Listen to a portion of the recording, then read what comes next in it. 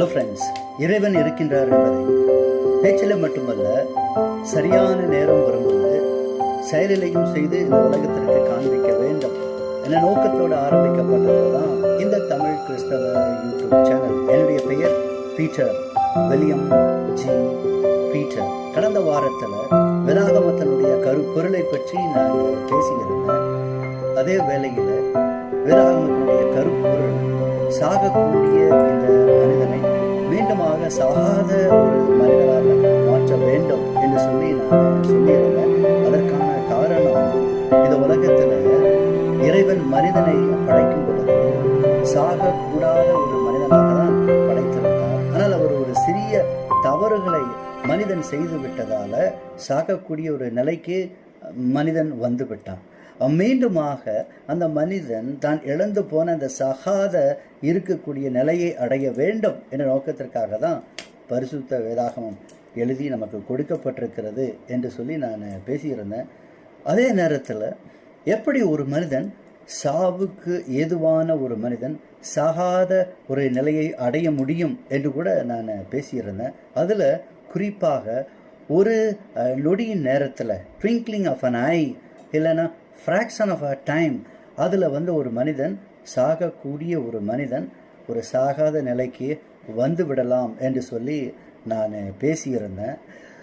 இது எல்லாவற்றையும் கேட்கிற அநேகருக்கு பல சந்தேகங்கள், பல கேள்விகள் வரலாம். ஏனென்றால் இந்த உலகத்தில் பிறந்திருக்கிற அனைவருமே மரித்துத்தான் ஆக வேண்டும் என்று சொல்லி இங்கு ஒரு பெரிய சட்டம் இருக்கிறது. கிறிஸ்தவர்கள் எபிரேயர் 9வது அதிகாரம் 27வது வசனத்தை பயன்படுத்தி அப்படி சொல்லுவதை நீங்கள் கேட்டிருக்கலாம்.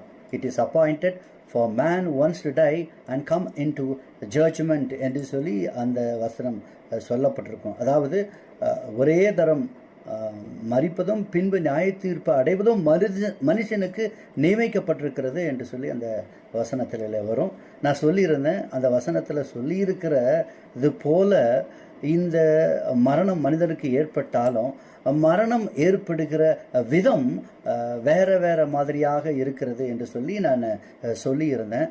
மரணம் என்று சொன்னால் இந்த சரீரம் மண்ணுக்குள்ளே போகணும் அல்லது எரிக்கப்பட வேண்டும் என்றதல்ல அதனுடைய பொருள். மரணம் என்று சொன்னால் நாம் பெற்றோர்களிடத்திலிருந்து நமக்கு வந்திருக்கிற ஆவி அல்லது ஆத்மா அல்லது மனசு அல்லது கான்சியஸ்னஸ், நனவு என்று சொல்லுகிறார்கள். அது இல்லைன்னா இந்த நம்மளுடைய சுவாச காற்றுன்னு சொல்கிறோம், இல்லைன்னா நம்மளுடைய இந்த நாசியில் ஓடிக்கொண்டிருக்கிற இந்த சுவாசம், இதெல்லாம் நமக்கு நம்மளுடைய பெற்றோர்கள், நம்மளுடைய மூதாதையர்கள் இடத்துலேருந்து நமக்கு வந்திருக்கிறது. இதெல்லாம் சாகக்கூடிய ஒரு என்டிட்டிஸ், சாகக்கூடியவைகளாக இருக்கிறது. எனவே இதை நம்மளுடைய சரீரத்திலிருந்து எடுத்து போட்டு அதற்கு பதிலாக இறைவனுடைய ஆவி அல்லது பரிசுத்த ஆவி அல்லது இறைவனுடைய மனசு, இறைவனுடைய கான்சியஸ்னஸ் அல்லது இறைவனுடைய ஆத்மா அல்லது இறைவனுடைய பிரத்து, அதாவது இறைவனுடைய சுவாசம் நமக்கு மனிதனுக்கு பொருந்திவிட்டால் அந்த மனிதன் மரணத்தை விட்டு நீங்கி நித்தியமாக வாழக்கூடிய ஒரு நிலைமைக்கு வந்து விடுவான் என்று சொல்லி நான் விளக்கமாக பேசியிருந்ததை நீங்கள் கேட்டிருக்கலாம். அநேகர் எங்களிடத்தில் இது பற்றி பேசுகிறதுனால நான் இப்படியெல்லாம் பேசுகிறேன். எதற்காக வேதாகமத்தினுடைய கரு பொருளை நாம் தெரிந்து கொள்ள வேண்டும் என்று சொன்னால், படிக்க ஆரம்பிப்பதற்கு முன்பதாகவே இது படிக்கிறதுனால வரக்கூடிய விளைவு, அதாவது படிக்கிறதுனால வரக்கூடிய ரிசல்ட் அல்லது படிக்கிறதுனால வரக்கூடிய பலன் என்ன என்று சொல்லி நமக்கு தெரிந்திருக்க வேண்டும். அதே தெரியாமல் பரிசுத்த வேதாகமத்தை வாசித்து எந்த விதமான ஒரு நன்மையுமே இல்லை, எந்த விதமான பயனுமே இல்லை. அதனால தான் இன்றைக்கு நீங்கள் பார்த்தீங்கன்னா கிறிஸ்தவ உலகத்தில் இந்த 2000 வருட காலத்தில் மட்டும் ஏறக்குறைய 50,000த்திற்கும் மேற்பட்ட சபை பிரிவுகள், சர்ச் டெனாமினேஷன்ஸ் இருப்பதாக சொல்லுகிறார்கள். அப்போது ஒவ்வொரு சர்ச்சுக்கும் ஒவ்வொரு விதமான போதனைகள் இருக்கிறது, டாக்டரின்ஸு.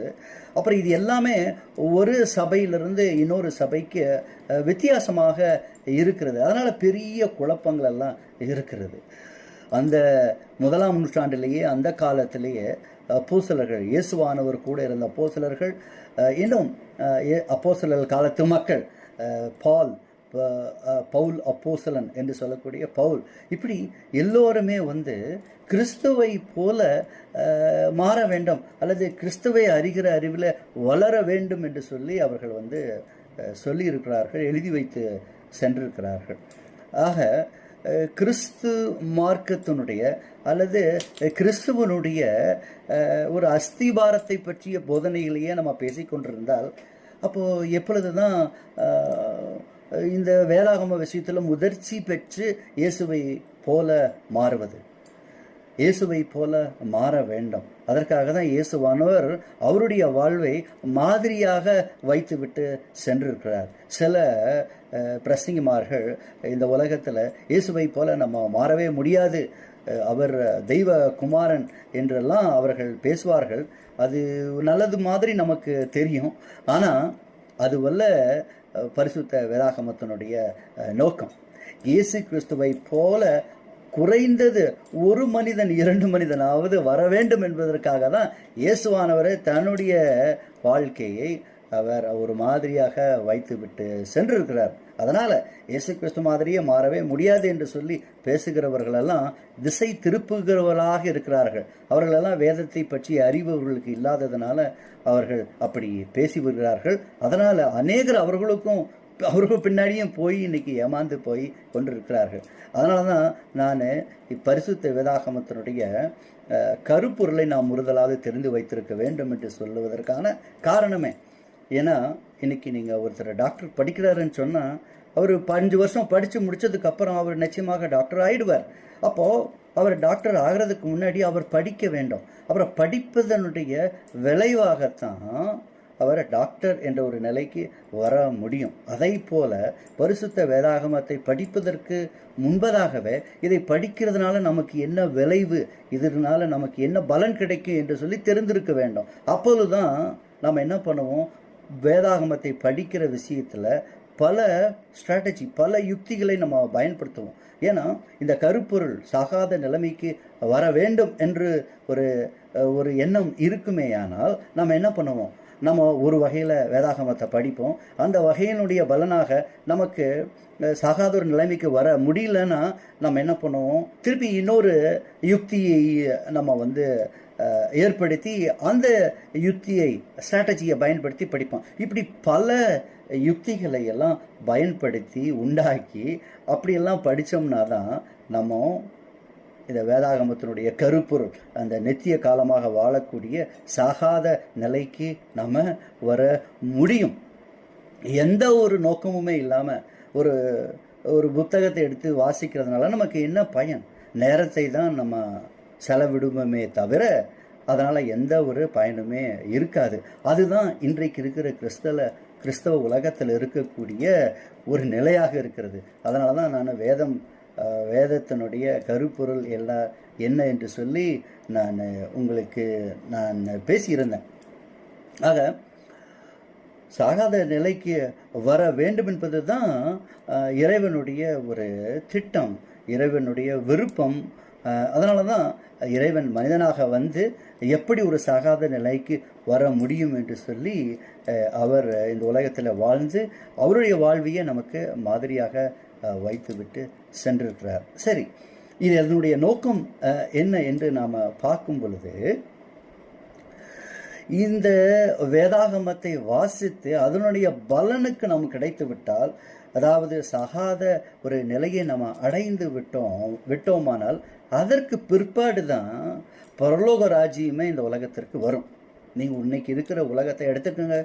இன்னைக்கு உலகத்தில் பயங்கரமான அநியாயங்கள், அக்கிரமங்கள், யுத்தங்கள், மரணங்கள், விபத்துக்கள், இயற்கையினுடைய சீற்றங்கள், இப்படி பல உயிர்கள் பல விதங்களில் இன்னைக்கு அழிந்து கொண்டு தான் இருக்கிறது. இப்படி இருக்கிற உலகம் தொடர்ந்து இப்படியே இருக்கணுமா? இல்லை. இந்த உலகத்தை ஒரு முடிவுக்கு கொண்டு வர வேண்டும். இதை முடிவுக்கு கொண்டு வந்ததற்கு பிற்பாடு தான் பரலோக ராஜ்யம் உண்டாக்கப்படும், பரலோக ராஜ்யம் ஆரம்பிக்கப்படும். ஸோ அதுதான் இறைவனுடைய சித்தம். ஏனென்று கேட்டால் இந்த அகலத்தையும் என்ற சராசரத்தையும் இறைவன் படைத்திருந்தார். ஆனால் அவருடைய விருப்பத்திற்கு ஏற்ப இந்த உலகம் இன்றைக்கு உலக ராஜ்யங்கள் இல்லை. அதனால இந்த உலக ராஜ்யங்களை முடிவுக்கு கொண்டு வர வேண்டும். அதற்கு பிற்பாடு இறைவனுடைய ராஜ்யம் வரும். அப்போ இயேசுவானவர் வந்து தான் இந்த பரலோக ராஜ்யத்தை ஆரம்பிக்க இருக்கிறார். அப்போ இயேசுவானவர் இந்த உலகத்திற்கு வந்து பரலோக ராஜ்யத்தை ஆரம்பிக்க வேண்டுமானால் இந்த உலகத்தில் இந்த பரிசுத்த வேதாகமத்தை வாசித்து அதனுடைய பலனாக நித்திய ஜீவனை பெற்றுக்கொண்டு இயேசுவானவர் என்ன செய்தாரோ 1ஆம் நூற்றாண்டில் அதை இந்த 21ஆம் நூற்றாண்டு உலகத்திற்கு செய்து காண்பிக்க வேண்டும்.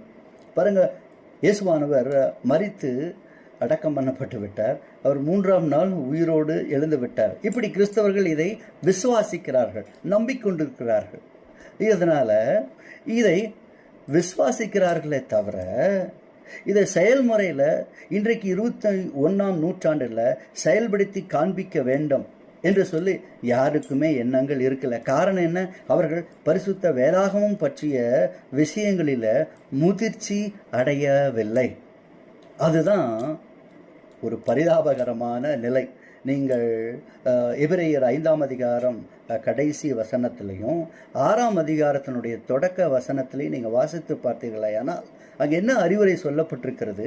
கிறிஸ்துவை பற்றிய மூல உபதேசங்களை நீங்கள் விட்டு முதிர்ச்சி அடைந்தவர்களாக வேண்டும் என்று சொல்லி எழுதப்பட்டிருக்கு. அப்போது இன்றைக்கு கிறிஸ்து எதற்காக இந்த உலகத்தில் பிறந்தார்? கிறிஸ்து எதற்காக பரலோக ராஜ்யத்தின் நற்செய்தியை அநேகருக்கு அறிவித்தார்? அந்த கிறிஸ்துவனுடைய போதனைகளில் எல்லாம் என்னென்ன இருக்குது? ஒரு பாவி அவர் ஞானஸ்தானம் எடுக்க வேண்டும், அவர் விசுவாச அறிக்கை செய்ய வேண்டும். இதெல்லாம் கிறிஸ்து இயேசுவானவரை பற்றிய மூல உபதேசங்கள் அதானே தவிர அதையே நம்ம பேசி கொண்டிருப்போமானால் நம்ம இயேசு கிறிஸ்துவை போல மாறவில்லை, முதிர்ச்சியை அடையவில்லை என்று சொல்லி தான் அதனுடைய பொருள். அதனால் இயேசு கிறிஸ்து என்ன செய்தாரோ அதை இந்த உலகத்தில் செய்து காண்பிக்க வேண்டும். அதற்காகத்தான் நாம் பரிசுத்த வேதாகமத்தை வாசித்து அதன் மூலமாக கிடைக்கக்கூடிய பலனை வைத்து ஒரு சாகாத நிலையை அடைந்து அதற்கு அப்புறம்தான் நம்ம என்ன பண்ண முடியும்? இயேசு கிறிஸ்து என்ன செய்தாரோ அதை செய்து காண்பிக்க முடியும். இப்படியாக இயேசுவானவர் ஒரு முறை சொன்னார். அவர் யூதர்கள் இடத்துல அங்கே வாக்குவாதம் பண்ணி கொண்டிருக்கிறார்கள். அப்பொழுது யூதர்கள் கேட்கிறார்கள், வானத்திலிருந்து எங்களுக்கு ஒரு அடையாளத்தை காண்பிக்க வேண்டும் என்று சொல்லி.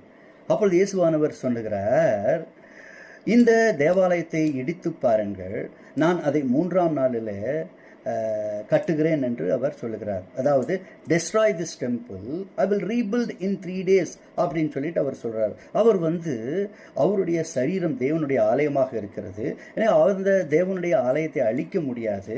அதற்காக இயேசுவானவர் என்ன சொல்லுகிறார்? அவருடைய எதிராளியாகிய இந்த யூதர்களிடத்தில் இந்த தேவாலயத்தை நீங்கள் அழித்து பாருங்கள், இடித்து பாருங்கள், destroy this temple, I will rebuild in 3 days என்று சொல்லி அவர் சொல்லுகிறார். அவருடைய சரீரத்தை அவர் ஆலயமாக சொல்லுகிறார். இதை நீங்கள் அழித்து பாருங்க, நான் 3ஆம் நாளில் திருப்பி அதை உயிரோடு எழுப்புகிறேன் என்று அவர் சொல்லுகிறார். இதுதான் இயேசுவானவர் அன்றைக்கு கொடுத்த பதில்.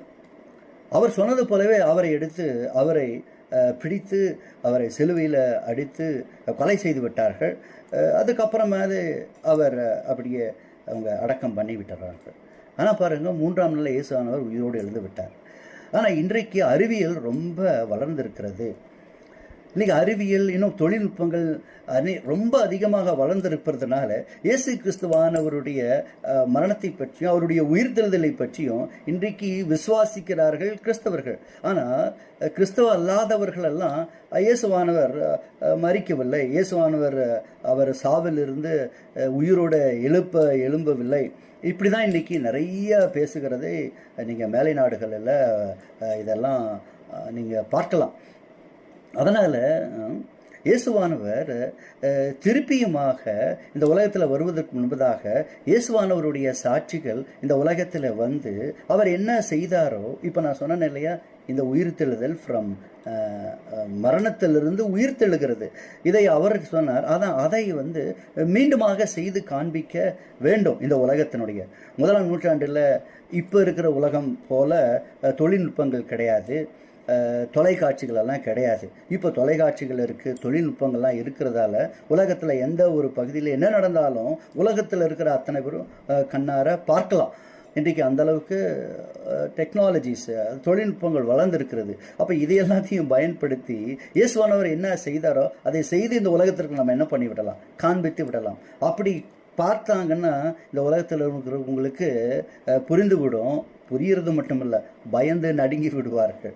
அதற்கப்புறம் பாருங்கள், இயேசுவானவர் 3ஆம் நாள் உயிரோடு இருந்து அதற்கப்புறமாக அவர் வானத்துக்கு சென்றிருக்கிறார். அதே போல் இயேசு கிறிஸ்துவானவருடைய ஒரு சில சாட்சிகள், விசுவாசிகள் கிடையாது, சாட்சிகள் என்ன பண்ணுவார்கள், அவர்கள் உயிரோட இயேசுவானவர் எப்படி 3ஆம் நாள் உயிரோடு எழுந்தாரோ அதே போல் 3.5 நாட்களுக்கு பிற்பதாக அவர்கள் உயிரோடு எழுந்திருப்பார்கள். உயிரோடு எழுந்த மீண்டுமாக அவர்கள் இயேசுவானவர் எப்படி வானத்துக்கு போயிட்டாரோ அதே போல் அவர்கள் வானத்துக்கு எடுத்து செல்லப்பட இருக்கிறார்கள். இது எங்கே நடக்க போகுது? இது எருசலேமில் தான் நடக்க போகுது. ஸோ இந்த ஒரு சம்பவம் நடந்து முடிஞ்சதுக்கு அப்புறம் அவர்கள் இயேசுவானவர் இடத்துல போய் சந்திக்கிறார்கள். அதற்கு பிற்பாடு இயேசுவான அந்த உலகத்திற்கு வரப்போகிறார்.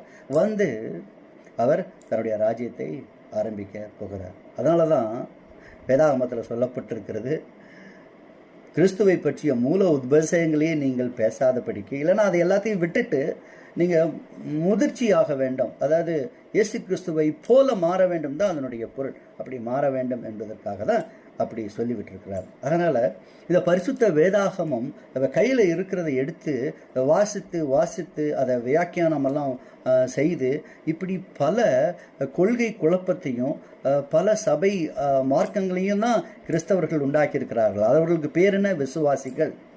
அவர்கள் அறியாமையினால் அப்படி செய்கிறார்கள். அவர்களுக்கு வேதத்தினுடைய பலன் வாசிக்கிறதுனால என்ன பலனுன்னே அவர்களுக்கு தெரியல. ஏன்னா வேதத்தினுடைய கருப்பொருளை என்னென்னு தெரியாமல் அப்புறம் வாசிக்கிறதுனால வரக்கூடிய விளைவுகளை தான் நம்ம இந்த உலகத்தில் பார்க்குறோம். ஸோ வருகிற நாட்களில் எப்படி வேதத்தை பயன்படுத்த வேண்டும், எப்படி வாசிக்க வேண்டும், எப்படி வேத வசனங்களெல்லாம் பொருந்துகிறது. ஏன்னா வேத வசனம் என்பது கடந்த காலத்திற்கும் பொருந்தும், நிகழ்காலத்திற்கும் பொருந்தும், எதிர்காலத்திற்கும் பொருந்தும். இப்படி தான் இந்த வேதாகமம் எழுதி நமக்கு கொடுக்கப்பட்டிருக்கிறது. அதாவது ஒரு வரிசைப்படுத்தி எழுதப்பட்டிருக்கிறது. குரோனாலாஜிக்கல் ஆர்டர் என்று சொல்லுவார்கள். ஆதியில், அதாவது பிகினிங்கில் எப்படி இருந்தது, கடந்து போன வருடத்தில் எப்படி இருக்குது, இன்றைக்கு எப்படி இருக்குது, எதிர்காலம் எப்படி இருக்குன்ற எப்படி வரிசைப்படுத்தி எழுதப்பட்டிருக்கிறது. அதனால் இதை பயன்படுத்துகிறதுல தவறுகள் இருக்கிறதுனால தான் இன்றைக்கு வரைக்கும் இயேசு கிறிஸ்துவை போல ஒருத்தரும் ஆகவில்லை. அதனால் இன்றைக்கு பல கொள்கை குழப்பங்களெல்லாம் வந்து இப்படி தவறான நிலைமையில் உலகம் போய்கொண்டிருக்கிறது. முக்கியமாக கிறிஸ்தவ உலகம் போய்கொண்டிருக்கிறது. அதை பற்றி உங்களுக்கு விளக்கமாக நான் பேசுகிறேன். இதெல்லாம் வந்து ஒரு உங்களுடைய சிந்தனைகளை தூண்டிவிட வேண்டும் என்ற ஒரு நோக்கத்திற்காக தான் பேசுகிறேன்னே தவிர மற்றபடி யாரையும் நான் சொல்லுவதை கேளுங்கள், ஏற்றுக்கொள்ளுங்கள் என்று சொல்லவில்லை. அல்லது மற்ற மார்க்கத்தில் இருக்கிறவங்க, ஒருவேளை இந்துக்கள் இதை பற்றி நீங்கள் கேட்கலாம், அல்லது இஸ்லாமியர்கள் இதை கேட்கலாம், இன்னும் இறைவன் மறுப்பாளர்கள் கூட இதை நீங்கள்லாம் கேட்கலாம். அவங்களும் கேட்டு இறைவனே இல்லை என்று கூட வாக்குவாதம் பண்ணலாம். அப்படிப்பட்ட வாக்குவாதம் பண்ணுறவர்கள் இருந்தார்கள்னா அவர்களிடத்துல தான் நான் என்னுடைய வாக்குவாதங்களே போய் கொண்டிருக்கிறது 10-20 வருடங்களாக. அப்படி இருக்கவங்கள கேள்விகள் கேட்கலாம். அதற்கான நம்ம ஒரு நல்ல ஒரு விவாதங்கள் பண்ணலாம். ஒரு ஆரோக்கியமான ஒரு விவாதங்கள் பண்ணி நம்மளுடைய நேரத்தை செலவிட வேண்டும் என்பது தான் என்னுடைய நோக்கம்.